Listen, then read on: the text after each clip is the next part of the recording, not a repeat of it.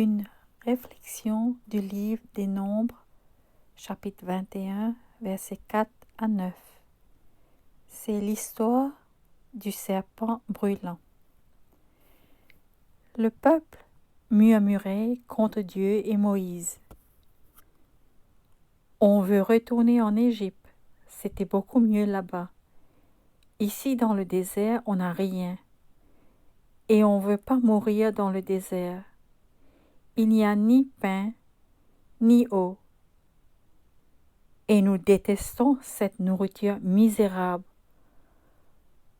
On mange toujours la même chose. Bien sûr, il parlait de la manne que Dieu leur avait envoyée. La réponse de Dieu à toutes leurs plaintes, il envoya des serpents brûlants. Quand on se plaint devant Dieu, Dieu alors nous donne quelque chose vraiment à se plaindre. Il les envoya des serpents brûlants. La morsure fit périr beaucoup de monde. Mais aussi miséricordieux que Dieu a été, il les a offert la guérison lorsqu'ils ont admis leur péché et de se repentir en demandant pardon. Le Seigneur dit à Moïse, « Fais-toi un serpent de bronze que tu placeras sur un poteau. Quiconque a été mordu et regardera le serpent restera en vie. » La signification de ce serpent de bronze est le symbole du péché. Le peuple a péché contre l'Éternel. Ils ont confessé leur péché et demandé à Moïse de prier pour leur pardon. Ils ont dû reconnaître leur péché. Ceux qui ont fait l'effort de regarder a été guéris, mais ceux qui ne faisaient pas l'effort ou qui trouvent aucune utilité sont bien sûr morts. C'est incroyable, n'est-ce pas? Comment Dieu utilise des moyens pour ramener son peuple à nouveau vers lui. Ce que je veux vous dire, répandre le nom de Jésus partout où vous allez.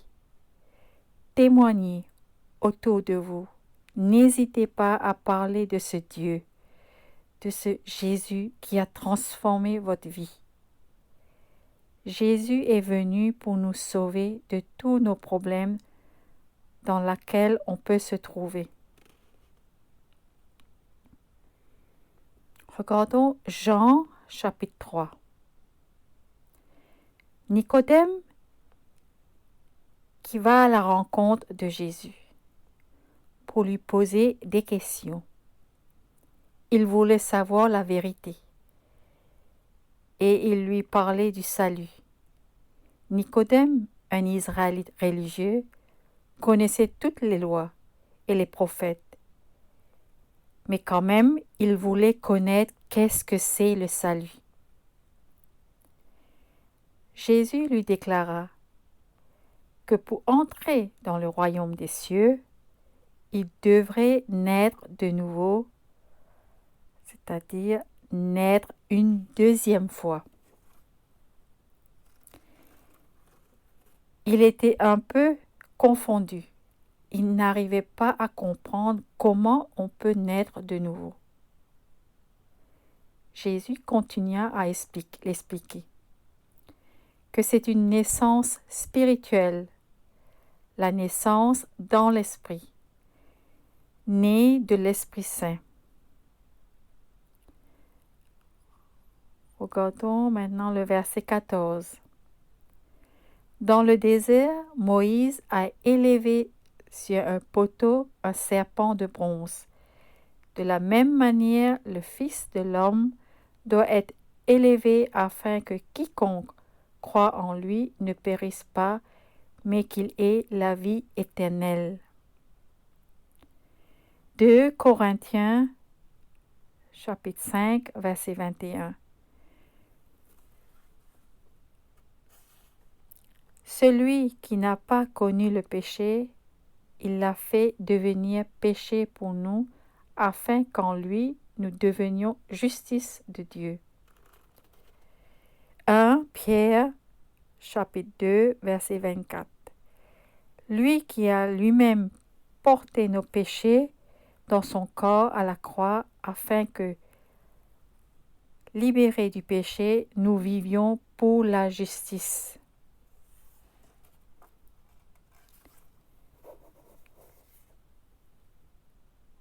Car par ces blessures que vous avez été guéris.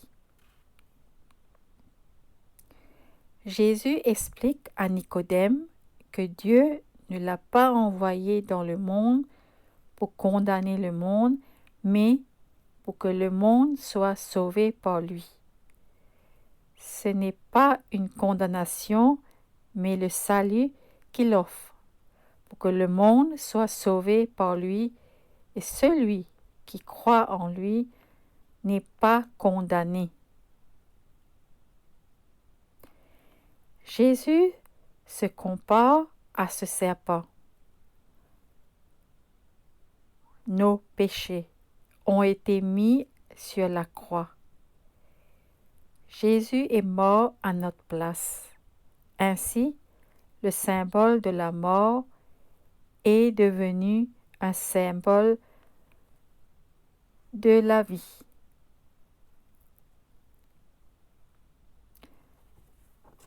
Chacun de nous porte le péché dans son cœur. Il n'y a rien que nous puissions faire pour éliminer ce poison, ce venin. Nous avons tous été mordus par le serpent mortel du péché. Le seul antidote se trouve dans le regard tourné vers Jésus sur la croix. Quiconque regarde la croix sera guéri. Si nous voulons connaître l'amour de Dieu, regardons le crucifix. C'est la raison pourquoi nous fixons une croix au mur ou devant la porte d'entrée de la maison, ou nous portons une croix autour du cou. Ce n'est pas un symbole ou non plus une décoration, mais c'est un rappel de Jésus qui a été élevé sur la croix pour nos péchés. Un rappel que Jésus est mort pour nos péchés et c'est à sa résurrection que nous avons la vie éternelle. Jean, chapitre 5, verset 24. En vérité, je vous le dis, celui qui écoute ma parole et qui croit à celui qui m'a envoyé a la vie éternelle. Il ne vient pas en jugement, mais il est passé de la mort à la vie. C'est par la croix de Jésus que nous avons la vie et la guérison de toutes nos blessures. 1 Corinthiens chapitre 10, versets 9 à 10. L'apôtre Paul nous met en garde de ne pas murmurer contre Dieu. Si nous voulons pas mourir ainsi sous le coup des serpents. Dieu travaille sans cesse pour nous sauver de nos propres serpents brûlants. Dieu a tellement aimé le monde, Dieu a tellement aimé chacun de nous tel que nous sommes. Il a tout fait pour que nous ayons la vie éternelle et que nous soyons sauvés par lui. Dieu nous dit, arrête de regarder les effets du péché dans nos vies. Arrête de regarder les effets de la tentation. Arrête de regarder la puissance de l'ennemi. Mais fixons nos regards vers lui. C'est à la croix que le Seigneur nous invite à regarder là où le serpent a été paralysé, immobilisé, en perdant toute sa puissance. Amen. Choisir de mettre notre foi en Jésus qui a été élevé sur la croix pour nos péchés, le salut qui nous a été donné. Je choisis la vie en Jésus. Je choisis de vivre pour lui. Jésus s'est élevé pour toi et pour moi. Je crois. Alléluia, gloire à Dieu, le Tout-Puissant.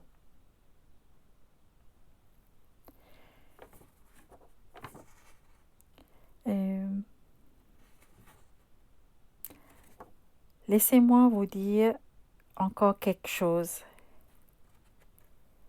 Avez-vous remarqué les emblèmes de votre pharmacie? Si. À l'entrée de la porte, on voit que c'est écrit, on a un emblème qui est vert avec une croix et là, il y a ce serpent. Ce serpent, des fois, s'il y a un seul, des fois, il y a deux sur cette perche.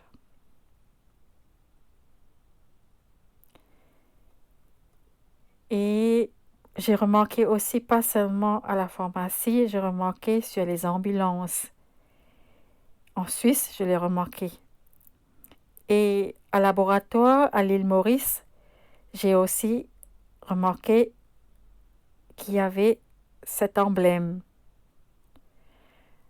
Juste pour vous dire, Jésus a pris tous nos péchés, toutes nos maladies sur lui à la croix.